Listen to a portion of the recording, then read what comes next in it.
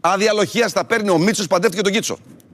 Ωραία. Άδεια λοχείας. Αυτή η ιστορία, μισό λεπτό. Δηλαδή δημοσιονομικό κενό, ακούστε το ότι έπαιξε. Πρόεδρε, ερώτηση. Ο Μητσοτάκης δεν είπε ότι έπρεπε να εξισωθούν τα ζευγάρια ανεξαρτήτως? Τελείωσε. Το παιδί είναι τελειωμένο. Τι λες μωρή μαϊμού του Φαραώ. Μα είμαστε με τα καλά μας. Άδεια λοχείας σε έναν που είναι ο Μίτσος και ο Κίτσος.